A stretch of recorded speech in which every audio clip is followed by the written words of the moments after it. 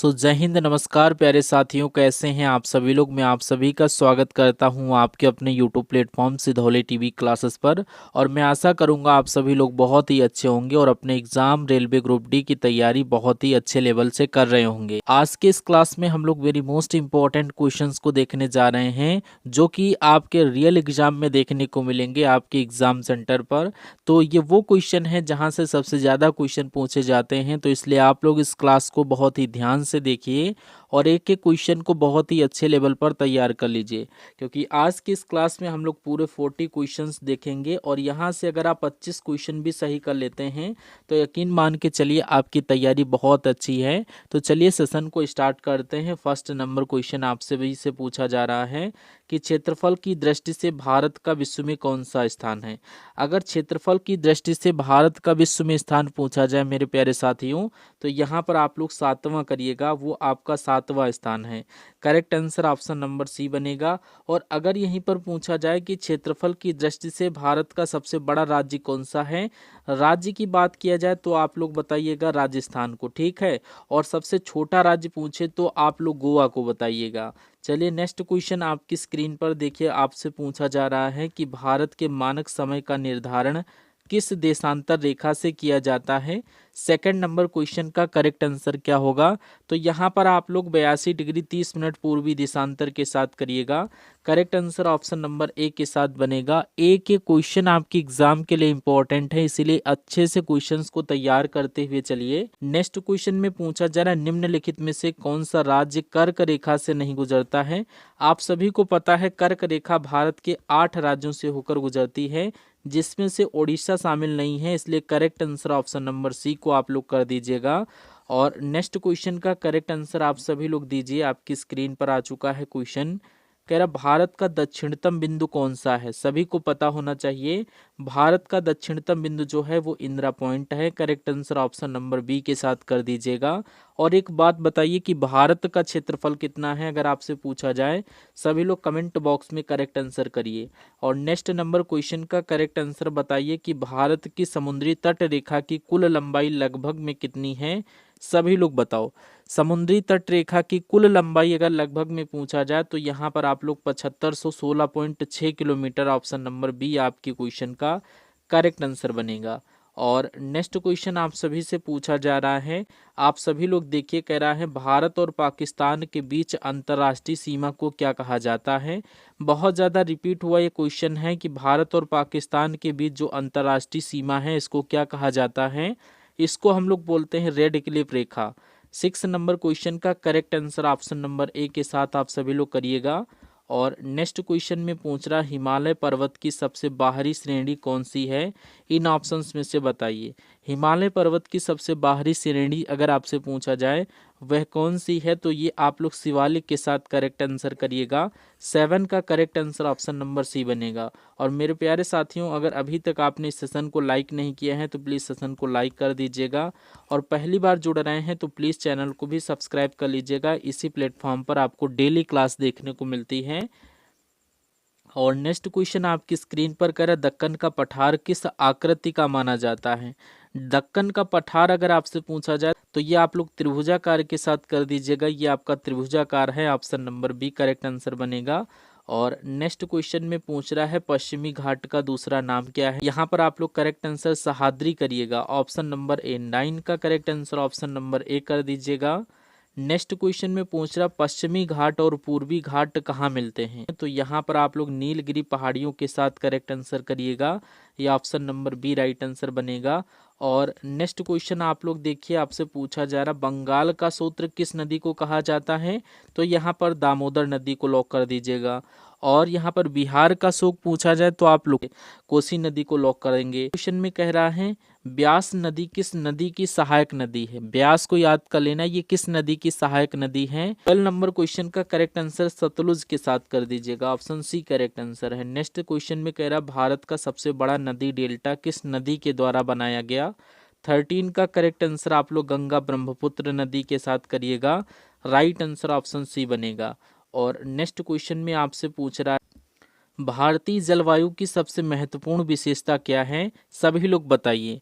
तो ये आपका हो जाएगा मानसून का प्रभाव। एक के क्वेश्चन का करेक्ट आंसर करते हुए चलिए और यहाँ पर ये अपना स्कोर कार्ड चेक करिए कि 40 आउट 40 में से कितने क्वेश्चन आपके सही होते हैं। तो यहाँ पर नेक्स्ट क्वेश्चन आप लोग देखिए, कह रहा है जलोढ़ मिट्टी मुख्यतः कहाँ पाई जाती है या किस क्षेत्र में पाई जाती है। करेक्ट आंसर उत्तरी मैदान के साथ करिएगा, option number B correct answer है। नेक्स्ट, बांगर और खादर किस प्रकार की मिट्टी है, अगर आपसे पूछा जाए मिट्टी का प्रकार पूछा जा रहा है तो ये आप लोग बताइए। ये आप लोग जलोढ़ मिट्टी के साथ करिएगा, correct answer option number C बनेगा। और नेक्स्ट क्वेश्चन है, यहाँ पर पूछा जा रहा है काली मिट्टी किस फसल के लिए सबसे अधिक उपयुक्त मानी जाती है। 17 का करेक्ट आंसर आप लोग यहाँ पर कपास करिएगा, यानी ऑप्शन नंबर सी कपास सही आंसर बनेगा। नेक्स्ट, लाल मिट्टी का रंग लाल ही क्यों होता है, ये लॉजिकल क्वेश्चन है, आप सभी को पता होना चाहिए। ये लोहे की ऑक्साइड की उपस्थिति के कारण लाल होती है। Correct answer option number B बनेगा। और नेक्स्ट क्वेश्चन देखिए, यहाँ पर 19 नंबर क्वेश्चन में कह रहा है निम्नलिखित में से कौन सी मिट्टी गन्ना और गेहूं के लिए बहुत ही उपयुक्त मानी जाती है। यहाँ पर करेक्ट आंसर आपका जलोढ़ मिट्टी होना चाहिए, option number A correct answer है। और नेक्स्ट क्वेश्चन का करेक्ट आंसर बताइए, निम्न में से कौन सी खरीफ फसल है। खरीफ फसल की बात चल रही है तो ये वो फसलें होती हैं जो जून जुलाई में बोई जाती हैं। तो गेहूं नहीं बोते हैं, चना भी नहीं बोते हैं, सरसों भी नहीं बोते हैं, यहाँ पर धान करेक्ट आंसर बनेगा, option number C correct answer है। नेक्स्ट क्वेश्चन देखिए, भारत में हरित क्रांति का जनक किसे कहा जाता है। एम एस स्वामीनाथन को, ऑप्शन नंबर ए को लॉक कर देना। और श्वेत क्रांति के जनक पूछा जाए तो आप लोग वर्गीज कुरियन को लॉक कर दीजिएगा, इनको श्वेत क्रांति का जनक कहा जाता है। नेक्स्ट नंबर क्वेश्चन देखिए, ऑपरेशन फ्लड का संबंध किससे है, तो ये श्वेत क्रांति से है। और अगर यहाँ पर इनके जनक पूछा जाए तो आप लोग वर्गीज कुरियन को याद कर लेना।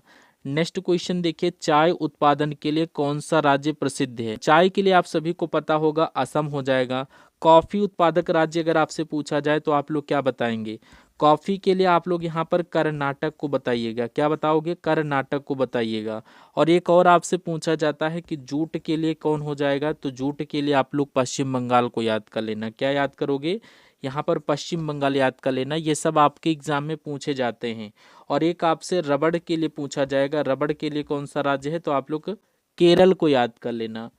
नेक्स्ट क्वेश्चन में कह रहे हैं नीली क्रांति का संबंध किससे है। अगर पीली पूछता तो आप लोग क्या बता दे, तिलहन उत्पादन।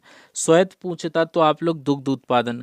हरित पूछता तो आप लोग वनस्पति या कृषि उत्पादन के लिए। और नीली क्रांति का यहाँ पर संबंध मछली उत्पादन से है, करेक्ट आंसर ऑप्शन बी।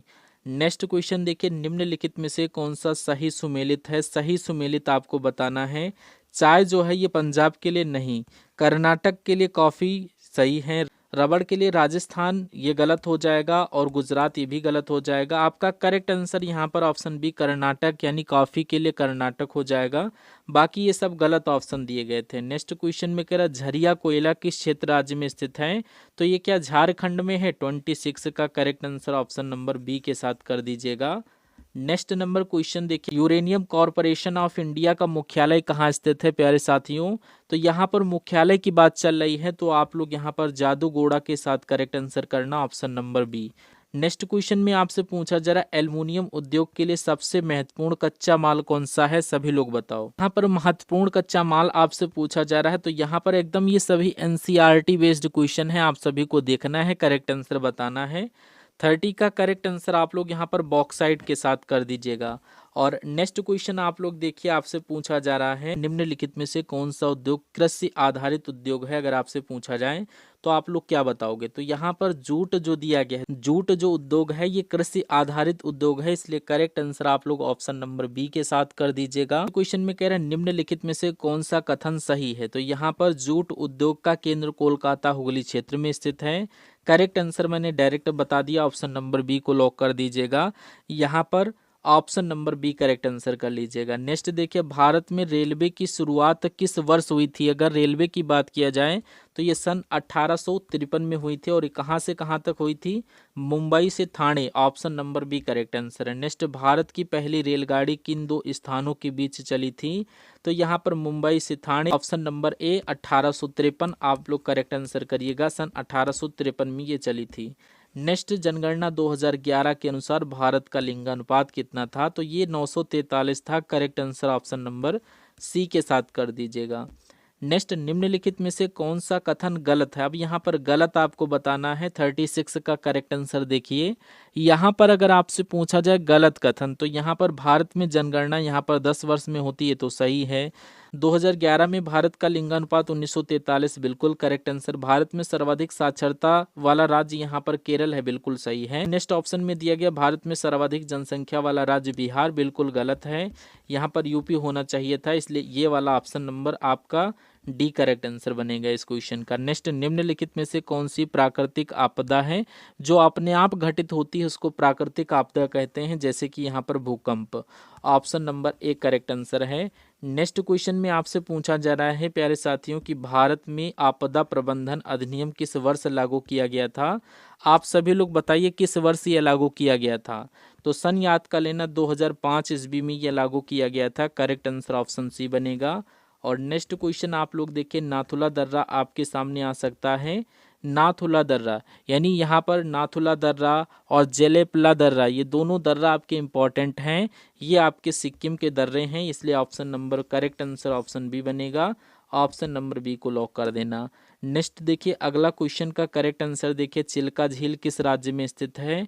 अगर खारे पानी की झील की बात किया जाए तो खारे पानी की झील चिल्का झील है, और ये किस राज्य में स्थित है? ओडिशा राज्य में स्थित है। Correct answer option number C बनेगा। और आपके लिए एक होमवर्क के लिए क्वेश्चन मैंने रखा है, आप लोग करेक्ट आंसर इसका बताइएगा। कह रहा काराकोरम दर्रा किस क्षेत्र में स्थित है? 4 ऑप्शन आपको दिए गए हैं, इसका करेक्ट आंसर आप लोग कमेंट बॉक्स में हमारे बताएंगे। और ये भी कमेंट करिएगा कि कितने क्वेश्चन आपके सही हुए 40 क्वेश्चंस में से। स्कोर कार्ड जरूर कमेंट बॉक्स में बताइएगा। हम सभी लोग मिलेंगे नेक्स्ट आने वाली क्लास में, और चैनल को आप लोग सब्सक्राइब करके रखिएगा। हमारी क्लासेस डेली आपको मिलेंगी। हम सभी लोग मिलेंगे नेक्स्ट आने वाले सेशन में। तब तक के लिए जय Hind. Thank you for watching this session.